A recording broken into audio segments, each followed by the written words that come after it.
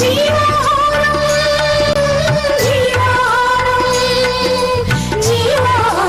bring greetings to you in the mighty name of Lord Jesus Christ. మన ప్రభువును రక్షకుడైన యేసుక్రీస్తు బలమైన నామములో మీ అందరికీ కూడా శుభాభివందనాలు తెలియజేస్తున్నాను. Once again, Happy New Year. మరొకసారి హ్యాపీ న్యూ ఇయర్, నూతన సంవత్సర శుభాకాంక్షలు. The entire January will be Happy New Year. జనవరి అంతా కూడా మనం హ్యాపీ న్యూ ఇయరే కదా.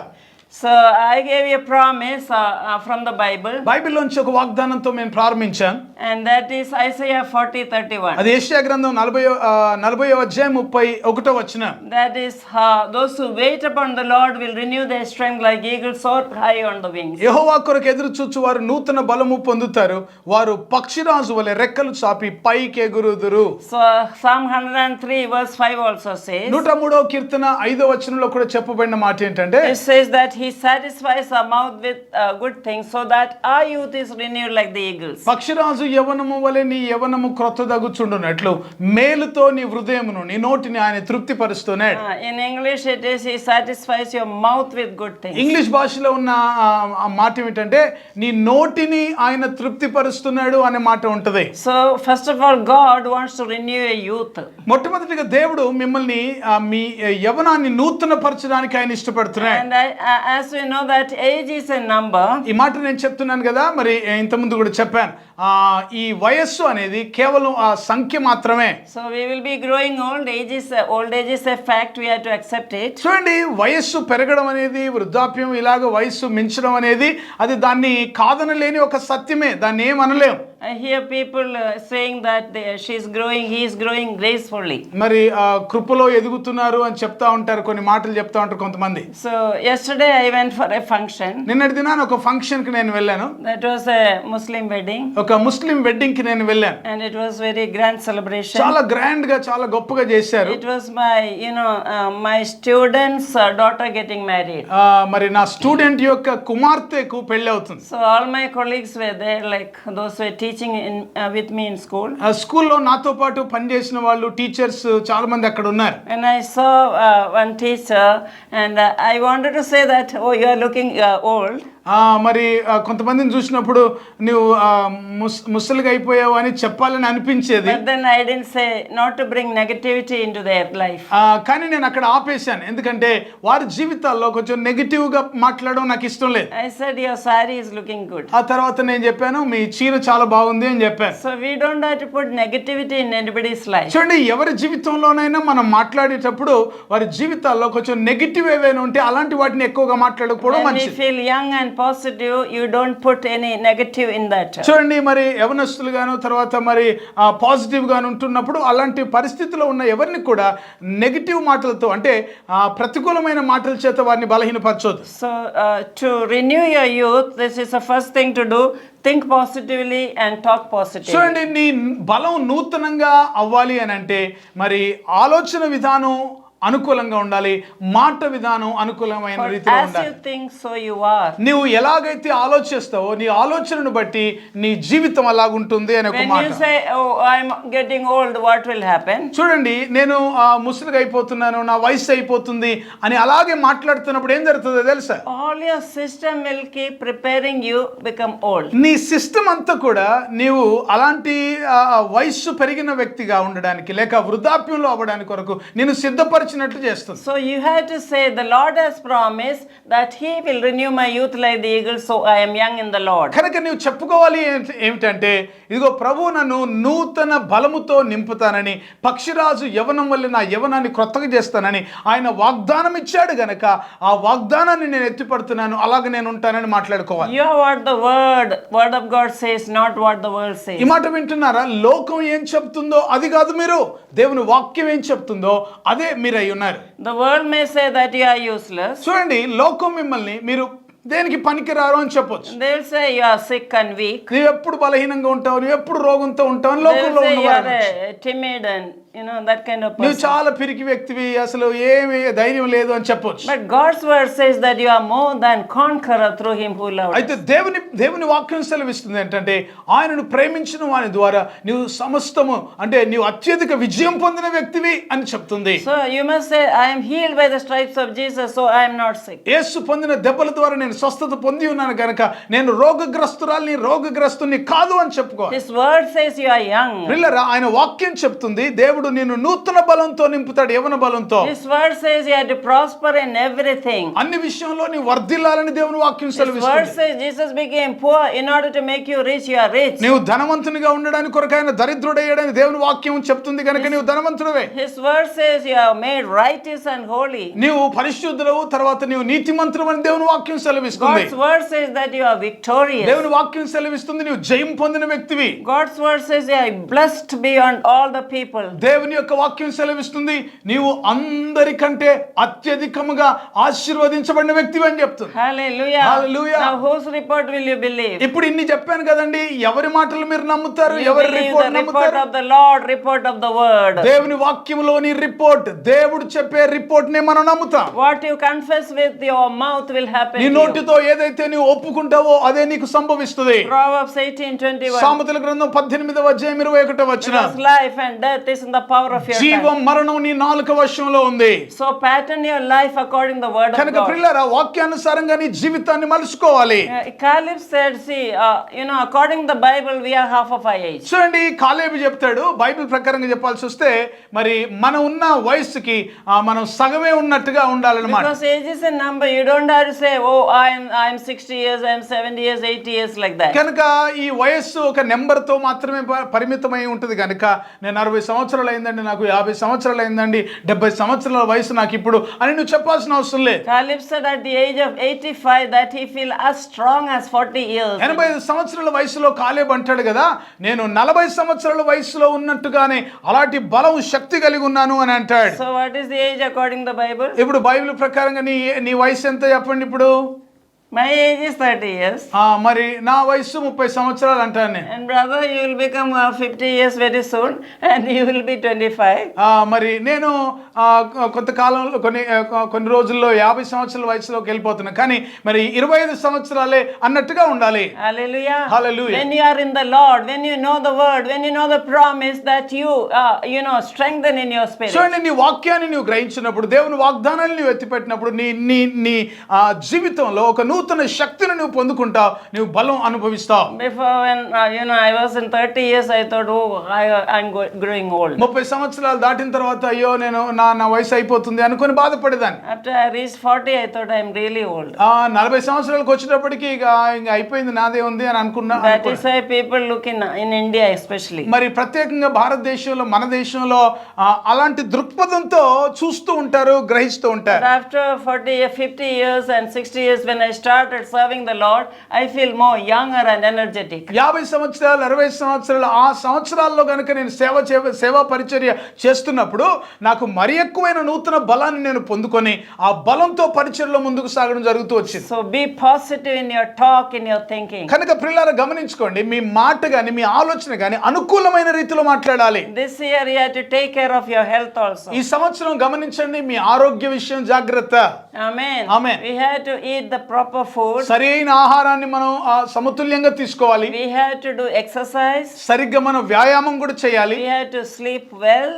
సరైన నిద్రపోవాలి. All these are secrets of good health. ఇవన్నీ కూడా మంచి ఆరోగ్య సూత్రాలు. We have to take care of our body because we are honoring the Lord. చూడండి, మనం దేవుని ఘనపరుస్తున్నాం గనుక మన దేహాన్ని కూడా జాగ్రత్తగా చూసుకోవడం మన బాధ్యత. 1 Corinthians chapter 6:19. మొదటి కొరింథీయులకు రాసిన పత్రిక 6వ అధ్యాయం 19వ Do you వచనం.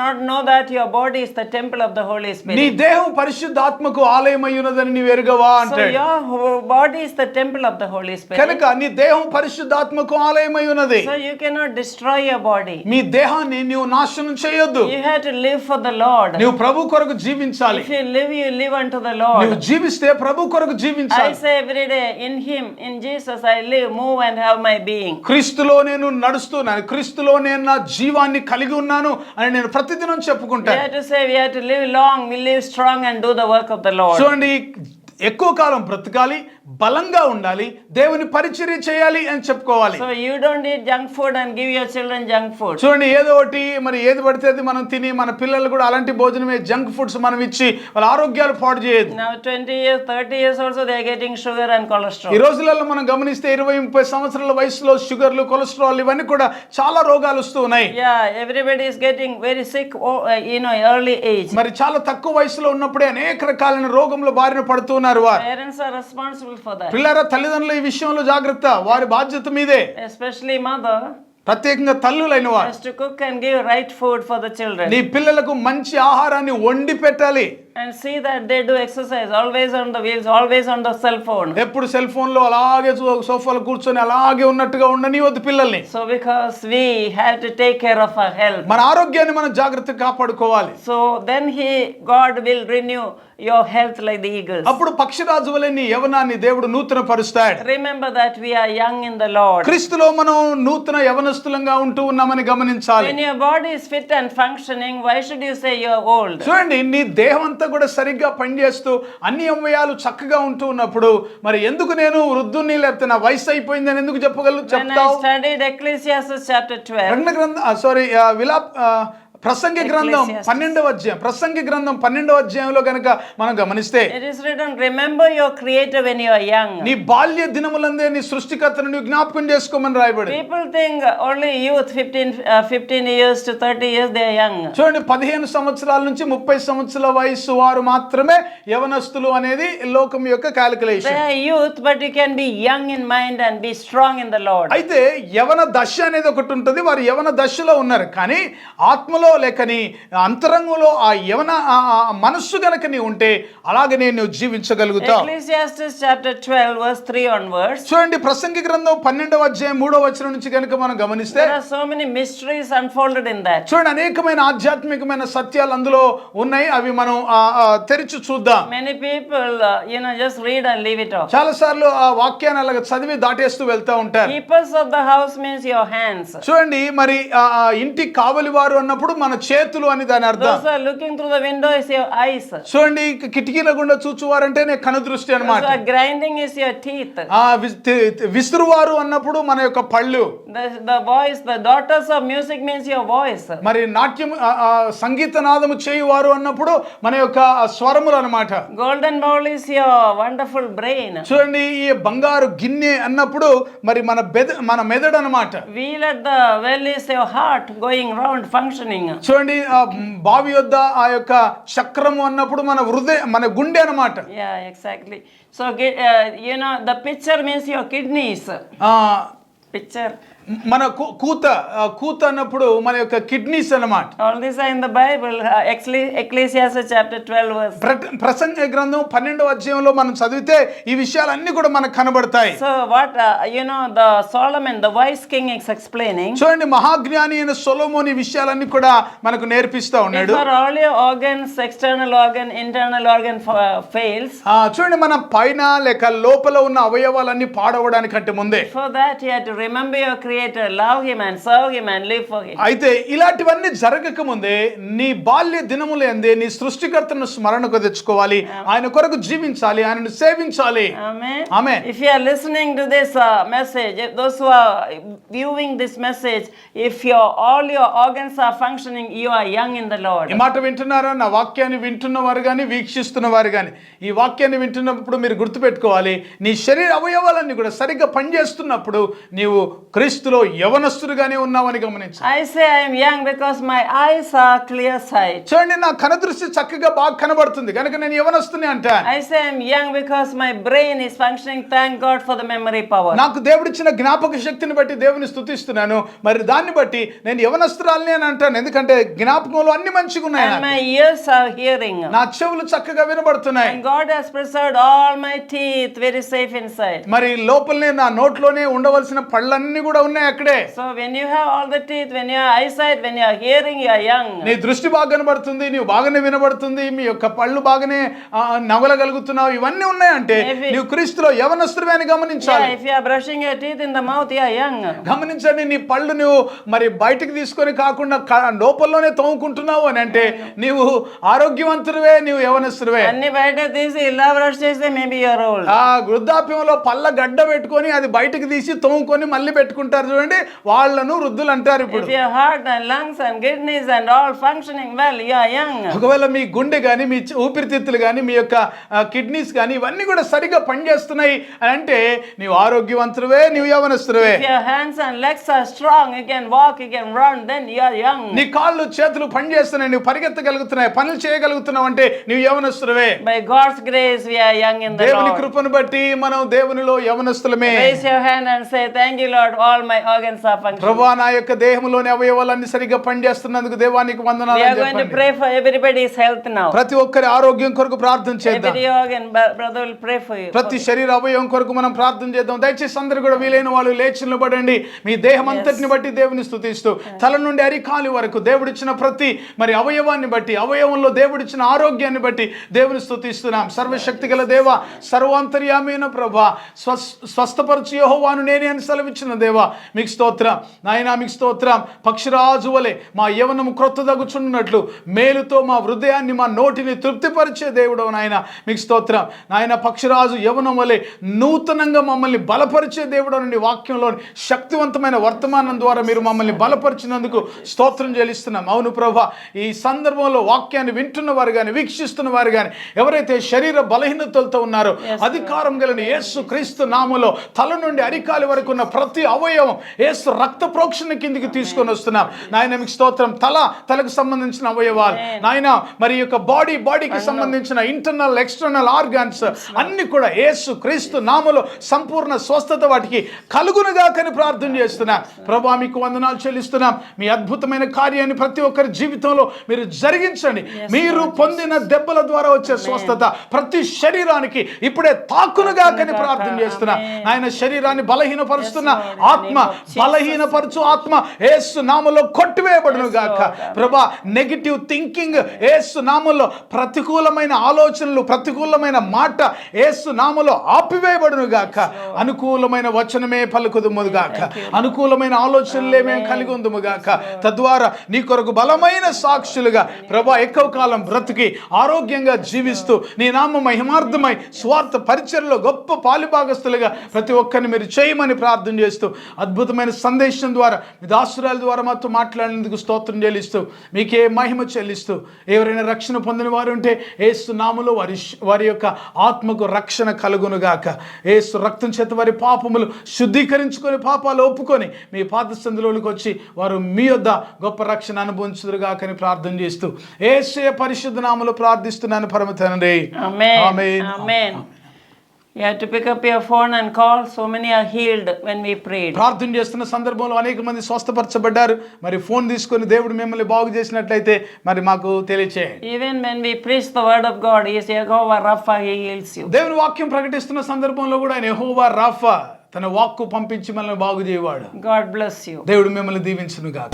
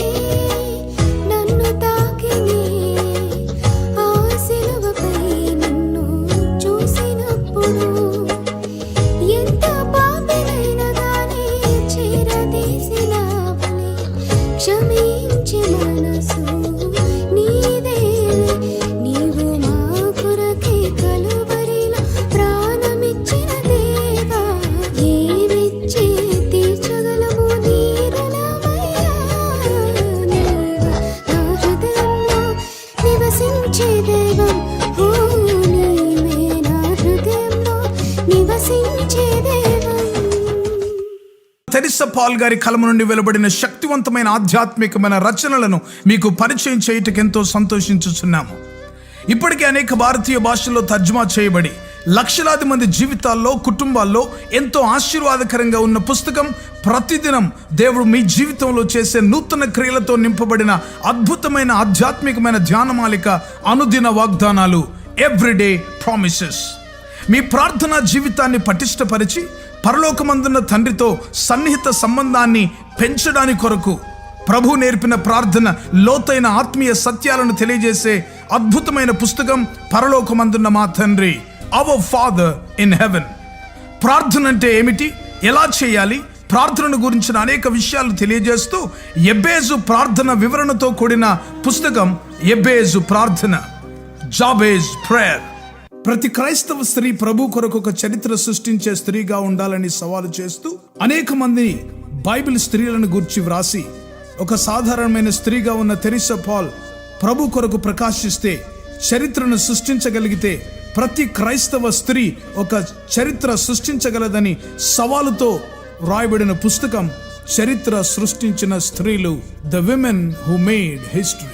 బైబిల్లోని ప్రాముఖ్యమైన భాగాలు కొన్ని క్రోడీకరించి క్రైస్తవేతరులైన స్నేహితులకు అర్థమయ్యేలా రూపొందించిన మినీ బైబిల్ లాంటిదే శాశ్వత సత్యం, ది అల్టిమేట్ ట్రూత్. అనేక మంది ప్రపంచంలో ప్రస్తుతం జరుగుతున్న పరిణామాలన్నీ యుగాంతానికి సూచనలు కనబడుతున్నాయి. పరిశుద్ధాత్మ ద్వారా బలమైన ప్రేరణతో దానియేలు గ్రంథం, ప్రకటన గ్రంథములోని ముఖ్యమైన భాగాలన్నిటినీ సమన్వయపరుస్తూ సార్వత్రిక సంఘాన్ని క్రీస్తు రెండవ రాకడ కొరకు సిద్ధపరిచే పుస్తకం. యేసు త్వరలో వచ్చుచున్నాడు, నీవు సిద్ధమా? Jesus is coming soon, are you ready? రక్షించబడిన ప్రతి ఒక్కరూ క్రీస్తులో నూతన సృష్టిగా మార్చబడాలని మన శరీర అవయవాల అద్భుత సృష్టిని గూర్చిన అధ్యయనం చేసి వాటన్నిటిని గురించి వివరిస్తూ దేవుడిచ్చిన అవయవాలను దేవుని కొరకు ఎలా వాడాలో ఉపదేశిస్తూ వ్రాసిన విశేషమైన పుస్తకాలు క్రీస్తునందు నూతన సృష్టి మొదటి భాగం, రెండవ భాగం, the new creation in Christ part 1, part 2. 2007వ సంవత్సరంలో దేవుని యొద్ద నుంచి పొందుకున్న వినూత్నమైన దర్శనం, జాతీయ స్త్రీల ఉద్యమం, నేషనల్ విమెన్స్ మూవ్మెంట్ దర్శనం గురించిన వివరణ తెలియజేస్తూ సార్వత్రిక సంఘ విస్తరణ కొరకు ఏ విధంగా ఈ పరిచర్యలు ఉపయోగపడతాయో తెలియజేసే పుస్తకం సంఘమా లెమ్ము, చర్చ్ అరైజ్. క్రైస్తవ సంఘములోని యవనస్తులు సంఘానికి, సమాజానికి ప్రయోజకులుగా మార్చుట కొరకు ప్రార్థించే సైన్యంగాను, స్తుతించే సైన్యంగాను, ప్రకటించే సైన్యంగాను సిద్ధపరచుటకు వ్రాయబడిన అద్భుతమైన పుస్తకం యువత లెమ్ము, యూత్ అరైజ్. భారతదేశం క్రీస్తు రక్తంచే కడగబడుటకు గురించిన దర్శనం పొందిన డాక్టర్ తెరిసా పాల్ గారు ప్రభు అయిన యేసు శరీరంలోని ప్రవహించే 5 రక్తపు నదులను గురించిన శక్తివంతమైన పుస్తకం యేసు రక్తములోని శక్తి, పవర్ ఇన్ ద బ్లడ్. అంత్య దినములలో సంఘానికి పరిశుద్ధాత్మలోని శక్తి యొక్క అత్యవసరతను బోధించే అద్భుతమైన ఆత్మోపదేశం, ఆత్మలోని శక్తి, power in the spirit.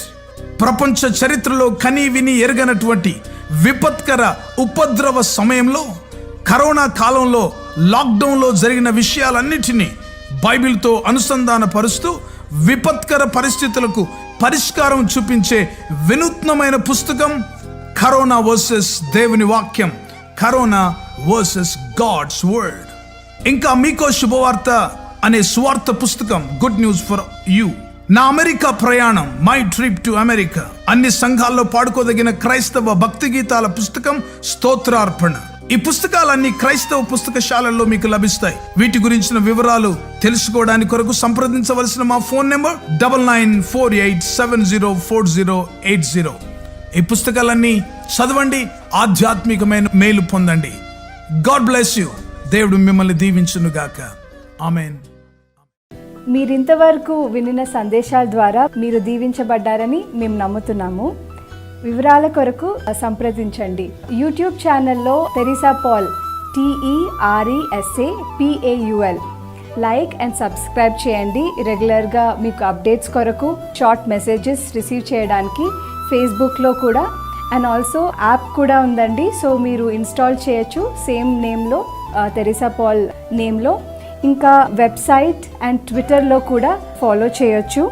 And ప్రార్థన అవసరాల కొరకు 9989124381, ఇంకొక నంబర్ 9248539701, అనదర్ నంబర్ 9704677579. బుక్స్ గురించి మీరు ఈ నంబర్స్కి కాంటాక్ట్ చేయొచ్చు. 9948704080 మరియు 9848122207. వాట్సాప్ ద్వారా మీకు కాంటాక్ట్లో ఉండడానికి ఈ నంబర్ మీరు కాంటాక్ట్ చేయొచ్చు.